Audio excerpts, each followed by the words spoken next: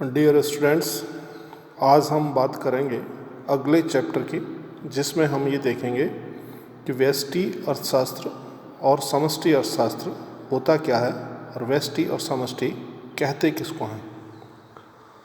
मुख्य तौर पर व्यष्टि और समष्टि अर्थशास्त्र की दो अलग अलग शाखाएं हैं, ब्रांचेज हैं। एक को हम व्यष्टि यानी माइक्रो इकोनॉमिक्स और दूसरी को समष्टि यानी मैक्रो इकोनॉमिक्स कहते हैं। व्यष्टि अर्थशास्त्र की वह शाखा है जिसमें प्रति व्यक्ति या इंडिविजुअल के अध्ययन की बात कही जाती है। जब कभी किसी भी ग्रुप में से किसी एक का अध्ययन करना हो, उदाहरण के तौर पर एक कक्षा में 30 विद्यार्थी हैं और 30 विद्यार्थियों में से किसी एक पर्टिकुलर राम नाम के छात्र का रिजल्ट पता करना है, राम नाम के छात्र के मार्क्स देखने हैं, उसकी परफॉर्मेंस देखनी है या उसका और कोई व्यक्तिगत डाटा देखना है, तो वो व्यष्टि अर्थशास्त्र के क्षेत्र में आएगा। यही बात जब एक किसी राम नाम के छात्र के अलावा सभी छात्रों के बारे में जानकारी प्राप्त करनी हो, सभी छात्रों का या पूरी क्लास का रिजल्ट पता करना हो, तो वो समष्टि के क्षेत्र में आएगा। सरल शब्दों में या सामान्य बोलचाल की भाषा में यदि हम बात करें तो व्यष्टि अर्थशास्त्र की वह शाखा है जिसमें जो कुछ भी अध्ययन किया जाता है वो व्यक्ति विशेष के संदर्भ में किया जाता है, एक इकाई के बारे में अध्ययन किया जाता है। हम दूसरे उदाहरण या व्यापार की दृष्टि से देखें तो किसी एक इकाई, जैसे मान लीजिए हमें कपड़ा उद्योग की बात करनी है और कपड़ा उद्योग में एक पर्टिकुलर कपड़ा बनाने वाली फर्म के उत्पादन के लाभ के विक्रय के बारे में जानकारी प्राप्त करनी है, जैसे DCM है या OCM है या रेमंड्स है, तो रेमंड्स का केवल अध्ययन करेंगे तो वो व्यष्टि अर्थशास्त्र में आएगा। लेकिन यदि हम व्यष्टि के अध्ययन के अलावा यदि वही अध्ययन समष्टि में करेंगे तो वो केवल एक रेमंड्स का नहीं आएगा। जितनी भी कपड़ा बनाने वाली मिलें हैं उन सब के योग जब किया जाता है तो वो समष्टि में आता है। दूसरे शब्दों में समझने की कोशिश करें तो व्यष्टि अर्थशास्त्र में सारा अध्ययन एक व्यक्ति विशेष के लिए होता है, जबकि समष्टि में सारा अध्ययन समग्र का होता है, टोटल का होता है, ग्रुप का होता है। इंडिविजुअल जब भी हम बात करेंगे तो वो व्यष्टि अर्थशास्त्र में आएगी, ग्रुप में जब भी हम बात करेंगे तो समष्टि अर्थशास्त्र में आएगी। यदि हम प्रति व्यक्ति आय का अध्ययन करेंगे, एक व्यक्ति की आय का अध्ययन करेंगे तो वो व्यष्टि अर्थशास्त्र का क्षेत्र होगा, जबकि हम पूरे देश की राष्ट्रीय आय का अध्ययन करेंगे, नेशनल इनकम एनालिसिस करेंगे तो वो समष्टि के क्षेत्र में आएंगे। ये तो हुआ दोनों के अर्थ के बारे में। फिर हम बात करते हैं इसमें व्यष्टि होता क्या है, व्यष्टि का महत्व क्या है, व्यष्टि अर्थशास्त्र की विशेषताएं क्या है, इसका उपयोग कहाँ है, यानी इसका एरियाज कौन से हैं और इसकी डीमेरिट्स क्या है। इसी तरह से फिर हम देखेंगे समष्टि का अर्थ क्या है, समष्टि का महत्व क्या है, समष्टि का क्षेत्र क्या है, समष्टि का डीमेरिट्स यानी हानियाँ क्या है। फिर अंत में देखेंगे दोनों में अंतर। और एक चीज़ सबसे महत्वपूर्ण जो लास्ट में हम देखेंगे कि इन दोनों में आपस में परस्पर निर्भरता क्या है। क्या व्यष्टि अकेली काम कर सकती है, क्या समष्टि अकेली काम कर सकती है, क्या हमेशा दोनों साथ मिलकर काम करते हैं। जब दोनों साथ मिलकर काम करते हैं तो फिर व्यष्टि को अलग से क्यों पढ़ा जाता है, समष्टि को अलग से क्यों पढ़ा जाता है। हम इकोनॉमिक्स के हिसाब से व्यष्टि अर्थशास्त्र को पहले समझते हैं, फिर समष्टि अर्थशास्त्र के बारे में बात करेंगे। ऑल ऑफ फर्स्ट स्टार्ट, व्यष्टि अर्थशास्त्र होता क्या है। जब हम व्यष्टि अर्थशास्त्र की बात करते हैं, जब हम व्यष्टि अर्थशास्त्र के दूसरे फैक्टर्स की बात करते हैं, जब हम ये समझने की कोशिश करते हैं कि व्यष्टि अर्थशास्त्र में किन किन का अध्ययन किया जाना है या व्यष्टि अर्थशास्त्र में होता क्या है, तो अंग्रेजी में इसको माइक्रो MICRO माइक्रो इकोनॉमिक्स बोलते हैं। हिंदी में इसको सूक्ष्म अर्थशास्त्र या व्यष्टि अर्थशास्त्र या व्यक्तिगत अर्थशास्त्र भी कहा जाता है।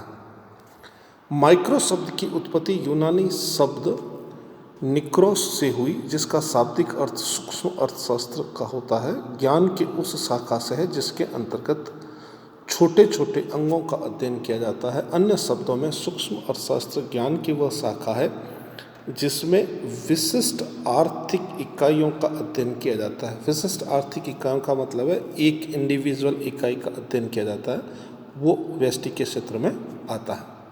जैसे विशिष्ट व्यक्ति, जैसे विशिष्ट फर्म, जैसे विशिष्ट इकाई, किसी एक का अध्ययन किया जाएगा वो व्यष्टि में आएगा। जब एक का अध्ययन नहीं करके हम ग्रुप में अध्ययन करेंगे, एक से अधिक इकाइयों का अध्ययन करेंगे, तो वो समष्टि के क्षेत्र में आएगा। इसकी परिभाषा देखते हैं। हेंडरसन क्वांट कहता है, सूक्ष्म अर्थशास्त्र व्यक्तियों एवं व्यक्तियों के निश्चित समूहों की क्रियाओं का अध्ययन है। प्रश्न यही उत्पन्न हो गया कि जब एक बार तो कहा आपने कि ये व्यक्तिगत अध्ययन करेंगे, दूसरी बात कहा व्यक्तियों के समूहों, तो समूहों कैसे आ गए? समूहों का अध्ययन ऐसे आ गया जैसे मान लीजिए हम पूरे देश की बात करते हैं और पूरे देश में से केवल हमें किसी एक समाज की बात करनी है। पूरे देश की अर्थव्यवस्था में से केवल ये पता करना है कि राजस्थान में जैन समाज की आर्थिक स्थिति क्या है, जैन समाज के व्यापार की स्थिति क्या है। तो जैन समाज उस पूरे देश में से केवल व्यष्टि का क्षेत्र कहलाएगा। अब इसका मतलब ये नहीं है कि केवल एक जैन व्यक्ति का अध्ययन ही किया जाएगा तो व्यष्टि में आएगा, पूरे ग्रुप का करेंगे तो वो समष्टि में आ जाएगा। वो समष्टि में नहीं आएगा, वो व्यष्टि में आएगा। क्यों? क्योंकि पूरे देश में से जैन समाज एक व्यष्टि का पार्ट है जो व्यक्तियों या व्यक्तियों के ठीक से परिभाषित समूहों का अध्ययन करता है।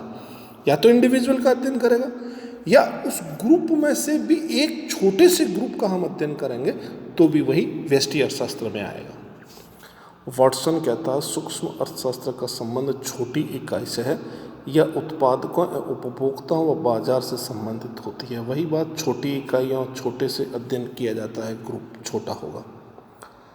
प्रोफेसर बोल्डिंग कहता है, सूक्ष्म अर्थशास्त्र में एक फर्म, एक ग्रस्त, व्यक्तिगत कीमत, मजदूरी, आय, उद्योग तथा वस्तु के अध्ययन किया जाता है। कुल मिला के वही इंडिविजुअल अध्ययन जो कुछ भी किया जाएगा, व्यक्ति विशेष का अध्ययन जब किया जाएगा तो वो व्यष्टि अर्थशास्त्र के क्षेत्र में कहलाएगा। प्रोफेसर लेफ्टविच कहता है कि सूक्ष्म अर्थशास्त्र का संबंध व्यक्तिगत आर्थिक इकाइयों जैसे उपभोक्ता, जैसे उत्पादन के साधन, जैसे साधनों के स्वामी और व्यापारिक फर्मों की आर्थिक क्रियाओं से संबंधित है। यानी बात वही आ गई कि कुल में से कुछ का अध्ययन जब किया जाता है तो वह व्यष्टि के क्षेत्र में आता है। सूक्ष्म अर्थशास्त्र की परिभाषाओं के बाद विशेषताओं की बात करेंगे तो विशेषताएं दी गई है। इसमें अर्थशास्त्र के सूक्ष्म अथवा छोटे अंगों का अध्ययन किया जाता है। पूरी अर्थव्यवस्था का एक छोटा सा टुकड़ा, पूरी अर्थव्यवस्था का एक छोटा सा भाग का जब अध्ययन किया जाएगा तो वो व्यष्टि अर्थशास्त्र में आएगा। इसके अंतर्गत समग्र का अध्ययन किया जाता है। देखिए, हम कहते हैं कि ये व्यष्टि है, व्यक्तिगत होता है, लेकिन उसका यूज तो पूरे देश में आएगा। तो अंतर्गत समग्र का अध्ययन किया जाता है, लेकिन ये योग कुल अर्थव्यवस्था से छोटे से भाग से संबंधित होती है। ऐसा नहीं है कि केवल एक ही इकाई का अध्ययन किया जाएगा, ऐसा नहीं है केवल एक ही व्यक्ति का अध्ययन किया जाएगा। किया तो ग्रुप का जाएगा, लेकिन ग्रुप को आगे ले जाके हम देश की अर्थव्यवस्था में एडिशन करेंगे। सूक्ष्म अर्थशास्त्र शास्त्र अर्थव्यवस्था की सूक्ष्म इकाइयों के अध्ययन के हेतु विशेष उपयोगी है। जब हमें पूरे देश में से कुछ छोटे छोटे अध्ययन जब करने होते हैं तो उसके लिए हमेशा माइक्रो इकोनॉमिक्स इम्पोर्टेंट होता है, माइक्रो इकोनॉमिक्स का ही यूज़ किया जाता है। अब अपन बात करेंगे सूक्ष्म अर्थशास्त्र के क्षेत्र की। क्षेत्र यानी एरिया। इसको यूज़ कहाँ किया जाता है, इसका क्षेत्र कौन सा लगता है? तो सूक्ष्म अर्थशास्त्र का क्षेत्र है पहला कल्याण अर्थशास्त्र। कल्याण अर्थशास्त्र का मतलब ये होता है कि जो कुछ भी बात की जाएगी व्यक्ति के कल्याण से संबंधित होगी।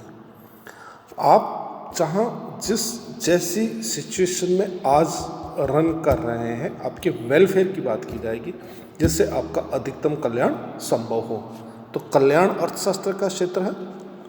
इसको उपभोग के क्षेत्र में काम में लिया जाएगा, इसके उत्पादन के नियम में काम में लिया जाएगा। उपभोग के नियम क्या है? उपभोग में जितने भी अपन नियम पढ़ेंगे, जैसे सीमांत उपयोगिता ह्रास नियम हमारा अगला चैप्टर होगा, ह्रास नियम हम अलग से पढ़ेंगे, समसीमांत अपन अलग से पढ़ेंगे, उपयोगिता नियम अपन अलग से पढ़ेंगे। ये जितने भी नियम आएंगे ये उपभोग के नियम हैं। जब उत्पादन के नियमों की बात करेंगे तो इसमें विशिष्ट फर्मों के उत्पादन की बात कही जाएगी। तो पहले उपभोग, फिर उत्पादन, उसके बाद हम संसाधनों का अनुकूलतम आवंटन की जब बात करते हैं। संसाधनों का अनुकूलतम आवंटन का मतलब ये हुआ उत्पादन करने के लिए उत्पादन के सीमित साधन होते हैं, उन सीमित संसाधनों से हमें अधिकतम उत्पादन प्राप्त करना होता है। तो सीमित संसाधनों में जैसे भूमि है, पूंजी है, श्रम है, साहस है, संगठन है, 5 उत्पादन के महत्वपूर्ण पिलर्स या साधन होते हैं। 5 में से 3 मुख्य हैं, भूमि, पूंजी, श्रम। तो भूमि, पूंजी, श्रम, कितनी भूमि, कितनी पूंजी, कितना श्रम काम में लिया जाए कि न्यूनतम लागत पर अधिकतम उत्पादन प्राप्त किया जा सके। तो साधनों का अनुकूलतम उपयोग का आवंटन करने में भी व्यष्टि अर्थशास्त्र का महत्वपूर्ण योगदान होता है। फिर आती है कीमत सिद्धांत। अब देखिए, कीमत सिद्धांत की जहाँ तक बात है, कल ही मैंने एक चैप्टर में समझाया था कि कीमतें हर फर्म अपना अपना निर्धारण करेगी। कीमत का निर्धारण हर फर्म अपना अपना करेगी। एक फर्म ने एक प्रोडक्ट बनाया, उसकी कीमत अलग है। आप मार्केट में जाइए, मिठाई की दुकान पे चले जाइए, एक दुकानदार मिठाई 200 रुपये किलो देगा, पड़ोसी 300 रुपये किलो देगा।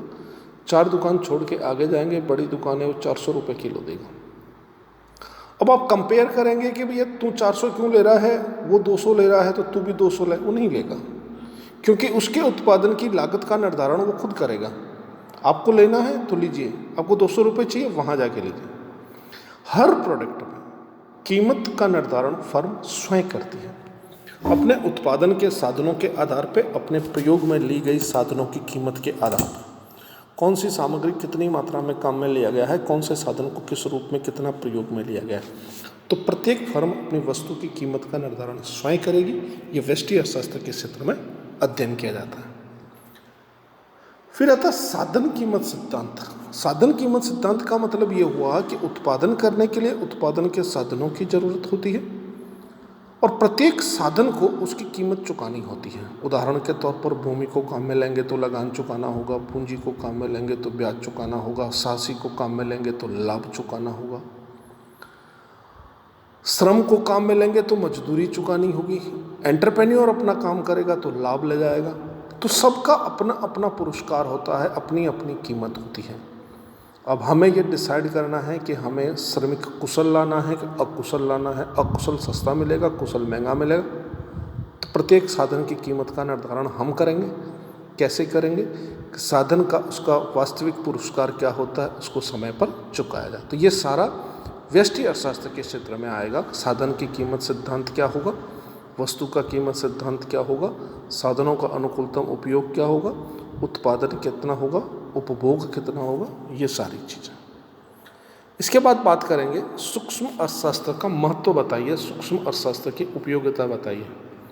तो जब अपन महत्व और उपयोगिता की बात करते हैं तो सबसे पहले ये व्यक्तिगत निर्णय में सहायक है। आपको अपना निर्णय लेना है कि मुझे क्या करना चाहिए।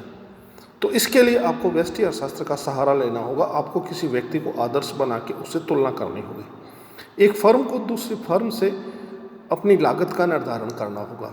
एक उदाहरण ले रहा हूँ मैंने एक मेरी कंपनी में पेन बनाया। मेरे पेन की लागत 10 रुपये है, जबकि वैसा कि वैसा पेन दूसरी कंपनी मार्केट में 12 रुपये में बेच रही है, 13 रुपये में बेच रही है, लेकिन मुझे 10 रुपये में बेचना, मैं बेचूँ, कोई नहीं रोकने वाला मुझे। परंतु मुझे मेरी वस्तु की कीमत का निर्धारण करते समय पड़ोसी फर्मों की कीमत को ध्यान में रखना होगा। तो व्यक्तिगत निर्णय जो भी लिए जाते हैं, इसके लिए व्यष्टि अर्थशास्त्र महत्वपूर्ण है।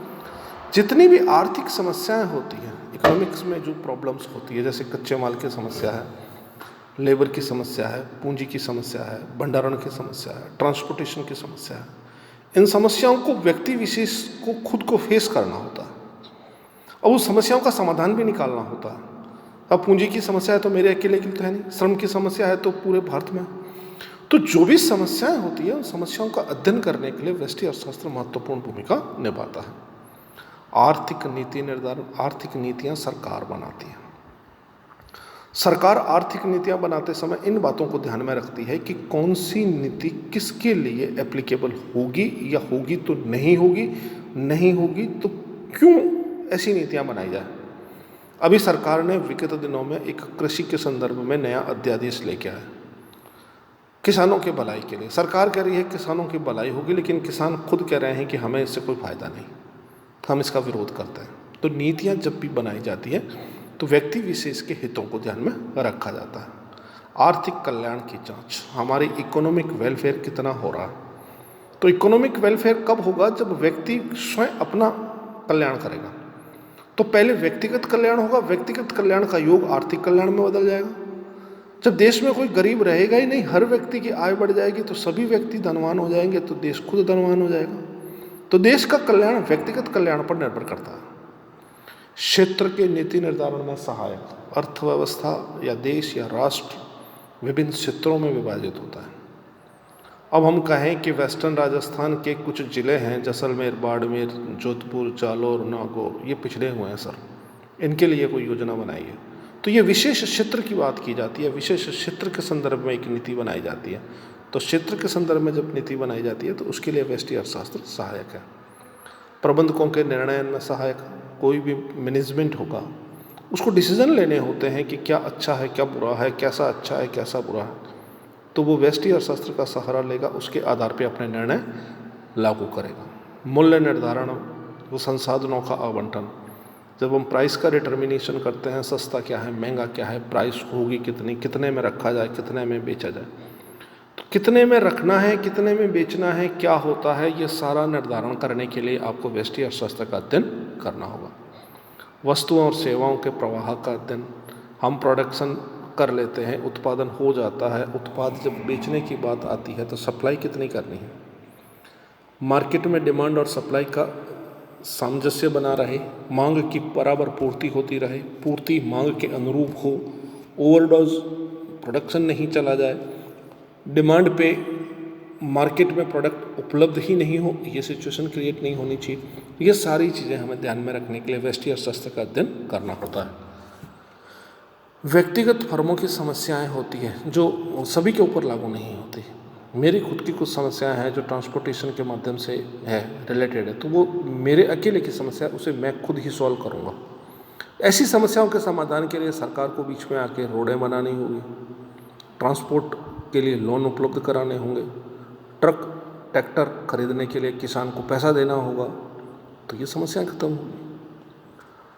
लीनियर प्रोग्रामिंग, रेखीय कार्यक्रम के माध्यम से जब रेखीय प्रोग्राम या लीनियर प्रोग्रामिंग बनाई जाती है तो उसके लिए व्यष्टि अर्थशास्त्र का ही सहारा लिया जाता है।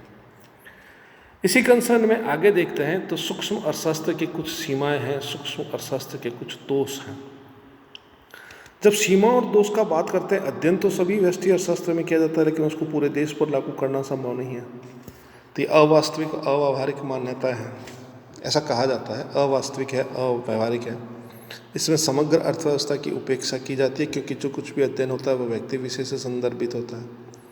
सूक्ष्म स्थिति समग्र अर्थव्यवस्था का प्रतीक नहीं, ये जो सूक्ष्म स्थिति है ये पूरे देश के ऊपर लागू होगी, ये जरूरी नहीं है।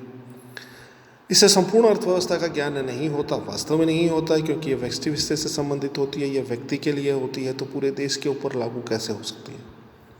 कुछ आर्थिक समस्याओं का अध्ययन इसमें हो ही नहीं सकता, जैसे बेरोजगारी है, भूखमरी है, कम उत्पादन है, राष्ट्रीय आय कम है, राष्ट्रीय बचत कम है, उसका अध्ययन इसमें नहीं होता है, तो नहीं होगा।